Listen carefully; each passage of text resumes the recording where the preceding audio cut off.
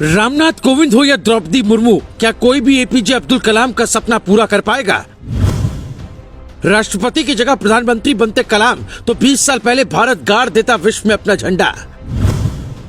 बचपन का छोटू बड़ा होकर मिसाइल मैन बना। अटल जी ने बुलाया तो कहा, सर मैं नहीं बनूंगा प्रेसिडेंट।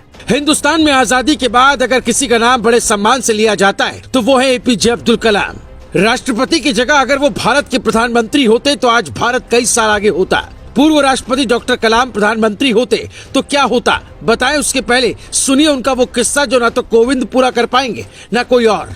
कहते हैं इंसान पैदा एक बार होता लेकिन मरता बार बार है। लेकिन किसी ने क्या खूब कहा है, मरो भी तो एक बार, दुनिया जिंदगी भर याद रखेगी। अटल बिहारी वाजपेयी ने जीवन में जो अच्छे काम किए उनमें से एक अच्छा काम है कलाम साहब को राष्ट्रपति बनाना। एक मिनट के लिए सोचिए, अगर कलाम पैदा ही ना हुए होते तो हिंदुस्तान कैसा होता। जब देश के राष्ट्रपति एपीजे अब्दुल कलाम बने थे उस वक्त पंडित नेहरू, इंदिरा गांधी और राजीव जैसे ताकतवर नेता प्रधानमंत्री बन चुके थे। लेकिन भारत का एक सपना अधूरा था। भारत चीन से युद्ध हार चुका था और ये बात कलाम साहब को कभी हजम नहीं होती थी। इसलिए मछली पकड़ने वाला बच्चा वैज्ञानिक बनकर भारत के लिए कुछ करना चाहता था। और यहीं से शुरू होती है कहानी एक छोटू की अजर अमर बनने की। जन्म तमिलनाडु के गरीब परिवार में हुआ। पिता नाव चलाते थे तो कलाम साहब मछली पकड़ते रहते थे।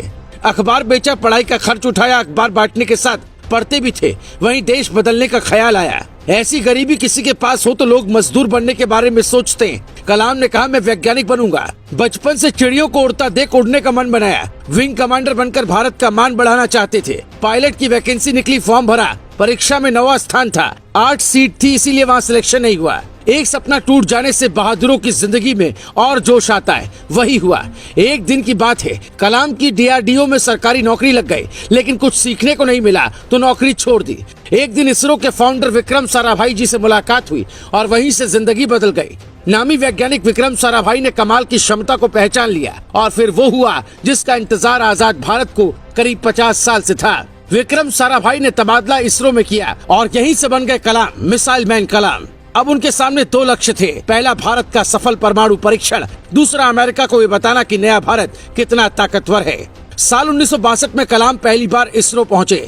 कलाम प्रोजेक्ट डायरेक्टर बने और जब भारत ने अपना स्वदेशी उपग्रह प्रक्षेपण यानी SLV-3 बनाया, कलाम ने स्वदेशी गाइडेड मिसाइल को डिजाइन किया जिसके चलते अग्नि और पृथ्वी जैसी मिसाइलें भारतीय तकनीक बनी। सन 1992 से 1999 तक कलाम रक्षा मंत्री के रक्षा सलाहकार भी रहे। जब वाजपेयी सरकार ने पोखरण में दोबारा न्यूक्लियर टेस्ट किया तब कलाम ने बड़ी भूमिका निभाई। कलाम की अगुवाई में जमीन से हवा में मार करने वाली मिसाइल, टैंक भेदी मिसाइल और re entry experiment launch vehicle पर खूब काम हुआ। पृथ्वी, त्रिशूल, आकाश, नाग नाम के मिसाइलों का निर्माण हुआ। साल 1985 महीना सितंबर त्रिशूल का परीक्षण, फरवरी 1988 में पृथ्वी और मई 1989 में अग्नि का परीक्षण किया गया। इसके बाद 1998 में रूस के साथ मिलकर भारत ने सुपरसोनिक क्रूज मिसाइल बनाने पर काम शुरू किया और ब्रह्मोस प्राइवेट लिमिटेड की स्थापना की गई। इस दौरान भारत ने साल 1999 में परमाणु का सफल परीक्षण किया। दुनिया ने भारत का विरोध किया लेकिन अटल बिहारी और कलाम की जोड़ी ने ये काम कर दिखाया। कलाम का देश के प्रति डेडिकेशन देखकर अटल जी ने फोन कर मिलने के लिए बुलाया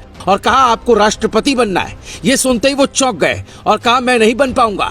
फिर सोचने का वक्त लिया और दूसरे दिन राष्ट्रपति बनने के लिए तैयार हो गए। जब तक वो वैज्ञानिक थे देश उन्हें करीब से नहीं जान पाया, लेकिन जब वो राष्ट्रपति बने तो सबको पता चला ये है देश के असली हीरो। कलाम का कोई विरोधी पैदा नहीं हुआ, न जीते जी न मरने के बाद। पैदा हुए तो सपना देखा कैसे देश बदले और जब आखिरी सांस ली तो भी हिंदुस्तान कैसे आगे बढ़े। ये पढ़ाते पढ़ाते ऐसा लगा जैसे उनका जन्म हिंदुस्तान के किसी खास मकसद के लिए हुआ था। वो ईमानदार इतने थे कि राष्ट्रपति के कमरे में रहते थे, परिवार आता तो पूरा खर्च उठाते और सरकार को 3,52,000 का चेक तक देते। आज कोई प्रधान बन जाता है तो देश को जागीर समझता है। कलाम साहब राष्ट्रपति बनकर भी सच्चे फकीर थे।